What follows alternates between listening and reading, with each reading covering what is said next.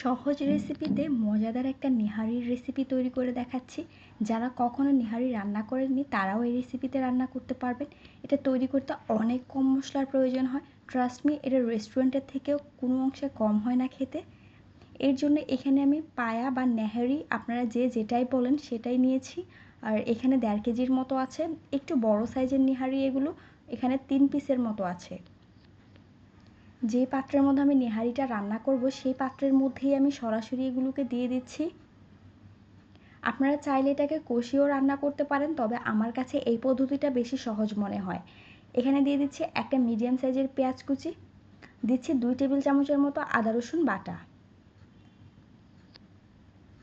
এখানে আমি কিছু আস্ত গরম মশলা দিয়ে দিচ্ছি। আপনাদের হাতের কাছে যেই মশলাগুলো থাকে সেটাই ব্যবহার করতে পারবেন। দিচ্ছি 1 চা চামচের মতো হলুদের গুঁড়া। হলুদের গুঁড়াটা আপনারা পিগমেন্টেশন অনুযায়ী বাড়িয়ে কমিয়ে ব্যবহার করবেন। আর দিচ্ছি 1 চা চামচ লাল মরিচের গুঁড়া। এখানে স্বাদ অনুযায়ী দিয়ে দিচ্ছি লবণ। লবণটাকে একটু বুঝে দিবেন, পরে যাতে বাড়িয়ে কমিয়ে অ্যাড করতে পারেন। এখন এর মধ্যে দিয়ে দিচ্ছি আমি পানি। পানিটাকে এমনভাবে দিতে হবে যাতে করে নেহারিটা পানির মধ্যে খুব ভালোভাবে ডুবে থাকে। পানিটা দেওয়া হয়ে গেলে এখন এটাকে আমি ঢাকনা দিয়ে ঢেকে এ পর্যায়ে রান্না করব 4 থেকে 4.5 ঘন্টার মতো, অর্থাৎ নেহারিটা মোটামুটি সিদ্ধ হয়ে যাওয়া পর্যন্ত। আর এ পর্যায়ে কিন্তু আমি কোনো তেল ব্যবহার করিনি, তেলটা পরবর্তীতে ব্যবহার করব। এখন অন্যদিকে একটা বাটিতে আমি 1/3 কাপের মতো ছোলা বুটের ডাল নিয়েছি, আর এই ডালটাকে 4 ঘন্টার মতো পানিতে ভিজিয়ে রেখেছিলাম। এখন পানি ঝরিয়ে নিয়েছি। আজকে পায়ার স্যুপটা ঘন করার জন্য আমি এই ডালটা ব্যবহার করব।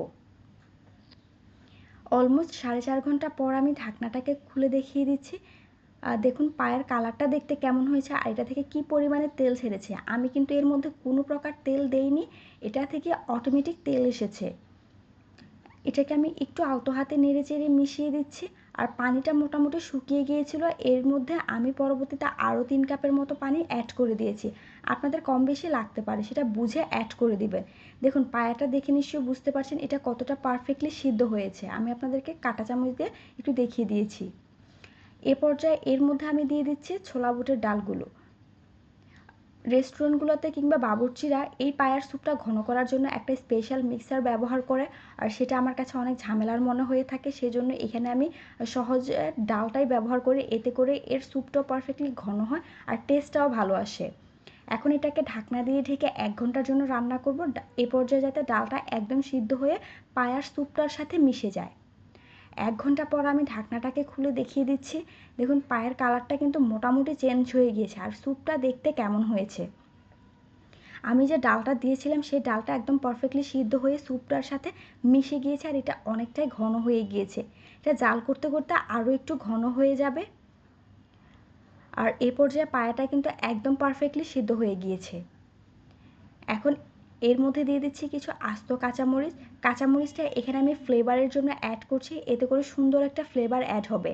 আর দিচ্ছি 1 টেবিল চামচের মতো গুঁড়া দুধ।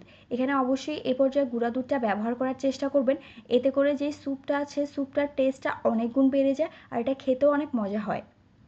এখন এটাকে আমি নেড়েচেড়ে ভালোভাবে মিশিয়ে দিচ্ছি। মিশানো হয়ে গেলে এখন ঢাকনা দিয়ে ঢেকে এটাকে এভাবে মিডিয়াম হিটে একটা চুলায় জাল করতে থাকবো। অন্যদিকে এর জন্য আমি একটা স্পেশাল মিশ্রণ তৈরি করব। এর জন্য এখানে ফ্রাই প্যানে দিয়ে দিচ্ছি 1/4 কাপের মতো রান্নার রেগুলার তেল। আমি কিন্তু পায়াতে প্রথমে কোন রকমের তেল ব্যবহার করিনি, তেলটা আমি এ পর্যায়ে অ্যাড করব। এর জন্য দিয়ে দিচ্ছি কিছু মিডিয়াম সাইজের পেঁয়াজ কুচি। পেঁয়াজটাকে চাইলে আপনারা একটু মোটা করেও কেটে নিতে পারেন। আর দিচ্ছি 3 কোষের মতো রসুন কুচি। এ পর্যায়ে এগুলোকে আমি একদম বেরেস্তার মতো করে ভেজে নিব। চুলার আঁচটা অবশ্যই মিডিয়াম হিটে রাখবেন।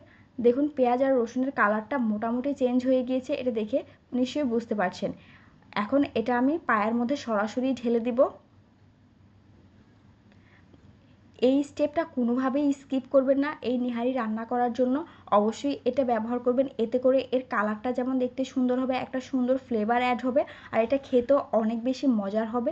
রেস্টুরেন্টগুলোতে কিন্তু এটা করে থাকে, এরা পেঁয়াজ বেরেস্তা বা রসুনের বেরেস্তা দুইটাই ব্যবহার করে।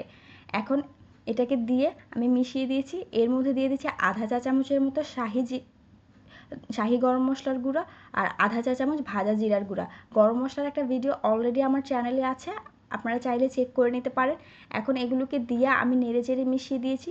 ব্যাস, এর মধ্যে কিন্তু আমি আর কোনো প্রকার কোনো মশলা ব্যবহার করব না। খুবই কম মশলায় এটা রান্না করা হয়েছে, একদম লাইট ওয়েটভাবে, যাতে করে এটা খাওয়ার পরে আপনাদের কোনো আনইজি ফিল না হয়।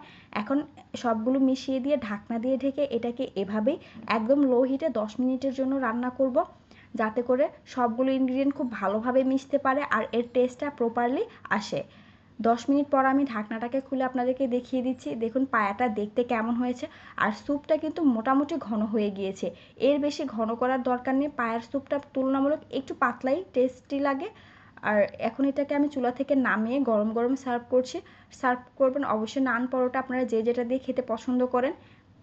সার্ভ করার সময় অবশ্যই এখানে আদা কুচি, লেবু আর ধনিয়া পাতা কুচি দিয়ে সার্ভ করবেন, এতে করে এটা আরও বেশি মজা হবে।